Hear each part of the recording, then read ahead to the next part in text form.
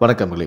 கடந்த சில நாட்களுக்கு முன்னாடி புதுச்சேரியில் 3 இளைஞர்கள் சித்திரவதை செய்யப்பட்டு கொடூரமாக வெட்டி கொலை செய்யப்பட்ட சம்பவத்தில் தற்போது திடீர் திருப்பமாக இதற்கு முக்கிய காரணமான 2 மாத கர்ப்பிணி பெண்ணை போலீசார் அதிரடியாக கைது செஞ்சுருக்காங்க. இது குறித்த செய்தி குறிப்பு தான் நம்ம இந்த வீடியோவில் டீட்டெயிலாக பார்க்க போகிறோம். என்ன நடந்துச்சு அப்படிங்கிறத பற்றி டீட்டெயிலாக சொல்கிறேன். முடிந்த அளவுக்கு இந்த வீடியோவை ஸ்கிப் பண்ணாமல் முழுமையாக பாருங்கள். இந்த வீடியோக்குள்ளே போகிறதுக்கு முன்னாடி இந்த வீடியோக்கு ஒரு லைக் பட்டனை ப்ரெஸ் பண்ணிடுங்க. நீங்கள் இது வரைக்கும் இந்த சேனலை சப்ஸ்கிரைப் பண்ணாமல் இருந்தீங்கன்னா மறக்காமல் சப்ஸ்கிரைப் பண்ணிக்கோங்க. கூடவே அந்த பெல் சிம்லையும் மறக்காமல் கிளிக் பண்ணிக்கோங்க. சரி, வாங்க இப்போ நாம் வீடியோக்குள்ளே போகலாம். கடந்த 14ஆம் தேதியன்று காலை புதுச்சேரி ரெயின்போ நகர் 7வது குறுக்கு தெருவில் உள்ள பாழடைந்த வீடு ஒன்றில் வெட்டுக்காயங்களுடன் இரத்த வெள்ளத்தில் 3 இளைஞர்கள் கிடப்பதாக அந்த பகுதி மக்கள் பெரிய கடை போலீசாருக்கு தகவல் அளித்தனர். இது குறித்து தகவல் அறிந்த போலீசார் சம்பவ இடத்திற்கு விரைந்து வந்து பார்த்தபோது 2 இளைஞர்கள் உயிரிழந்த நிலையில் சடலமாக கிடந்தனர்.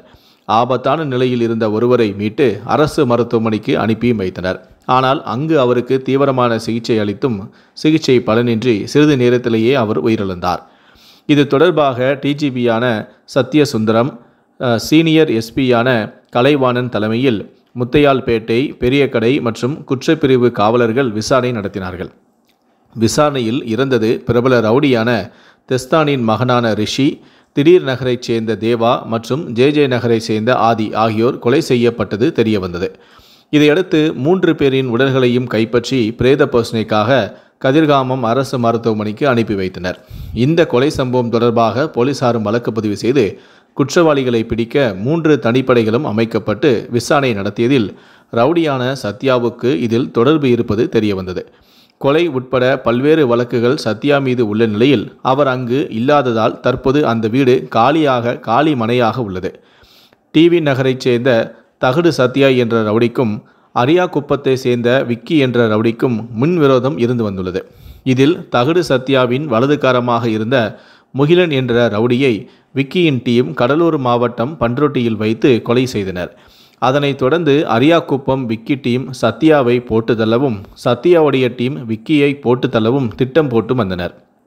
இந்த நிலையில்தான் கடந்த 13ஆம் தேதியன்று புதுச்சேரி கடற்கரை ஓரத்தில் சத்யாவின் கூட்டாளிகள் உல்லாசமாக மது அருந்துவிட்டு சந்தோஷமாக இருந்துள்ளனர்.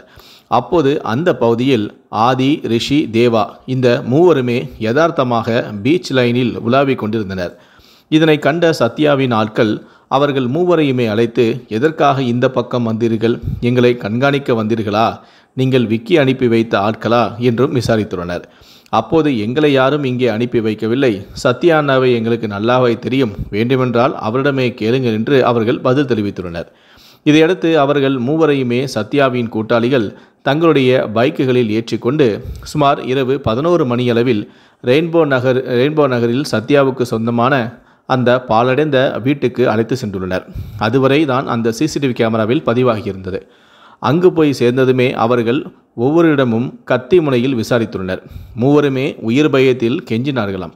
அப்போது கூட இருந்தவர்கள் அவர்களை சுமார் 2 மணி நேரம் சித்திரவதையும் செய்திருக்கிறார்கள். பின்னர் ரவுடியான சத்யா வெட்ட அவருடன் சேர்ந்து மற்றவர்களும் அவர்களை சரமாரியாக வெட்டி கொண்டுள்ளனர். இதையடுத்து 1 மணி அளவில் இந்த கொலை சம்பவம் நடந்துள்ளது. கைது செய்யப்பட்டுள்ள ரவுடியான சத்யாவின் மீது 7 கொலைகள் உட்பட 15 வழக்குகளும் உள்ளது. சிறுவயது முதலேயே குற்றச் செயல்களில் ஈடுபட்டு வந்த ரவுடி சத்யா பின்னாளில் கூலிப்படை தலைவனாகவும் செயல்பட்டுள்ளான். இந்த நிலையில்தான் தனது வலதுகரமாக இருந்த முகிலனை கொன்றதற்கு பழிக்கு பழியாக தான் ரவுடியின் விக்கியின் ஆட்களான ரிஷி, ஆதி, தேவா ஆகியோரை கொலை செய்ததும் விசாரணையில் தெரியவந்துள்ளது. இந்த நிலையில்தான் சென்னை கோயம்பேடில் பதுங்கியிருந்த ரவுடியான சத்யாவை போலீசார் கைது செய்தனர். ரவுடியான சத்யாவை தீர்த்துக்கட்ட மூவரும் நோட்டமிட்டதால் அவர்களை ஆட்களை வைத்து கொலை செய்ததும் தெரியவந்தது. மூவரையுமே வீட்டில் வைத்து அடித்து சித்திரவதை செய்து வீடியோ எடுத்து வெட்டி கொலை செய்ததும் விசாரணையில் தெரியவந்துள்ளது. இதையடுத்து சத்யாவின் கூட்டாளிகளான சிறுவன் உட்பட 10 பேர் கைது செய்யப்பட்டனர். அவர்களிடமிருந்து கொலைக்கு பயன்படுத்திய 2 சக்கர வாகனம், கத்தி உட்பட ஆயுதங்களும் பறிமுதல் செய்யப்பட்டன. இந்த நிலையில்தான் இந்த வழக்கில் மேலும் சிலர் இருப்பதாக சந்தேகித்த போலீசார் தொடர் விசாரணையில் ஈடுபட்டு வந்தனர். அப்போதுதான் ரவுடி சத்யாவின் ரகசிய காதலியான சுமித்ரா மற்றும் இந்த கொலைக்கு உடந்தையாக இருந்ததாக ஆபிரகாம், ஹரிஷ் ஆகியோரையும் போலீசார் கைது செய்தனர். இந்த ஆபிரகாம் மற்றும் ஹரிஷ் ஆகியோரை கைது செய்து விசாரித்த போது அவர்கள் அளித்த வாக்குமூலத்தின் அடிப்படையில் தான் ரவுடி சத்யாவின் காதலியான வம்பாக்கிராம் பாளையம் பகுதியை சேர்ந்த சுமித்ரா என்ற 23 வயது பெண்ணுக்கும் இந்த கொலையில் தொடர்பு இருப்பது தெரியவந்து போலீசார் அவரையும் நேற்று கைது செய்தனர். இதில் ரவுடியான சத்யாவின் காதலியான சுமித்ராவுடன் கடந்த 13ஆம் தேதி கடற்கரை சாலையில் காதலர் தினத்தை கொண்டாட அவர்கள் சுற்றி வந்ததும் அப்போதுதான் சத்யாவை நோட்டமிட்டு கொலை செய்ய திட்டமிட்ட வாலிபர்களை தனது கூட்டாளிகளை வரவழைத்து கத்தி முனையில் கடத்தி சென்றபோது உடனிருந்ததும் தெரிய வந்தது. அங்கு வந்த ரிஷி மற்றும் அவரது நண்பர்களை ரவுடி சத்யா சந்தித்து என்னை கண்காணிக்க வந்தீர்களா என கேட்டிருக்கிறார். அப்போது சத்யாவுடன் இருந்த அவருடைய காதலியான சுமித்ராவோ உன்னை கண்காணிக்க வந்தவர்களை தீர்த்து கட்டு என அவனுக்கு உத்தரவு போட்டிருக்கிறார்.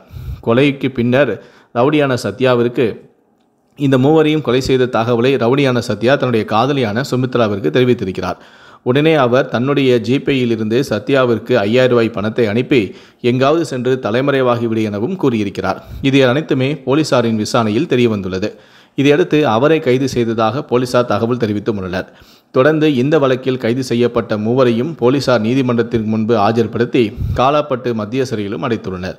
மேலும் இந்த வழக்கில் கைது செய்யப்பட்டுள்ள ரவுடி காதலியான சத்யா தற்போது 2 மாத கர்ப்பிணியாக உள்ளார் என்பது குறிப்பிடத்தக்கது.